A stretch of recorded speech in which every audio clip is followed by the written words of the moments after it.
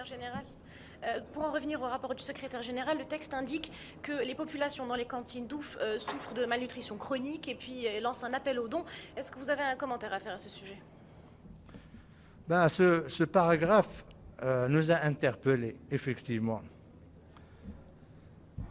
Et nous avons fait nos propres recherches. Qu'est-ce que nous avons trouvé? Que, effectivement, il se peut qu'il y ait malnutrition, mais le paragraphe constate les symptômes, mais il ne va pas à la cause, l'origine du mal. L'origine du mal, c'est quoi?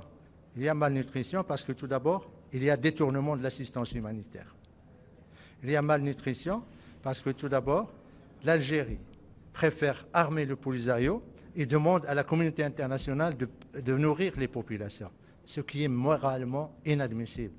Bien plus, ce que dépense l'Algérie pour équiper le Polisario peut nourrir ces populations pendant des années.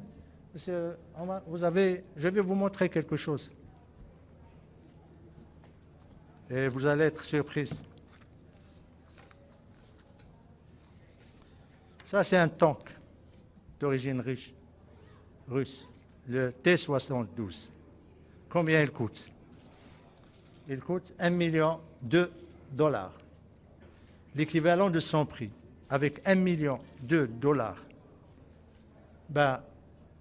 l'Algérie peut nourrir 7018 personnes pendant un an. Avec le prix de cette tank, l'Algérie peut fournir des services de santé à 19 355 personnes et garantir l'éducation à 6 186 enfants par an.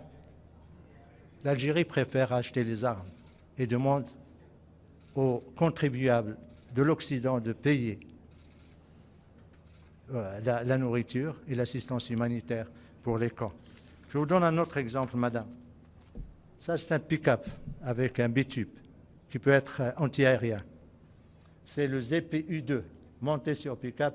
Il coûte environ 60 000 $. Que représentent ces 60 000 $? L'équivalent de son prix peut nourrir 351 personnes pendant un an. Il peut fournir des services de santé à 968 personnes pendant un an et garantir l'éducation et la scolarité de 310 enfants pendant un an. Ces statistiques, nous les avons faites sur la base des critères et surtout les calculs du HCR et du PAM, et également des critères qui ont été validés par l'Union européenne. Dernier exemple, le plus élémentaire, le Kalash. Il coûte, c'est le Kalash AK-17, environ 1 500 $. Combien il peut nourrir? Et au Sahara, il y a des milliers comme ça. Eh bien, il peut nourrir 9 personnes pendant un an, soit deux familles. Fournir des services de santé à 25 personnes pendant un an. Garantir l'éducation de 8 enfants pendant un an. Voilà ce que nous disons au secrétariat. Et voilà notre réponse à ce paragraphe. Nous espérons que, aussi bien le secrétariat que les pays donateurs, et c'est un appel que nous lançons aux pays donateurs, pour qu'ils se posent juste cette question. Pourquoi l'Algérie a suffisamment de millions de dollars pour armer le Polisario, mais il n'a pas d'argent pour nourrir les populations dont il a la première responsabilité?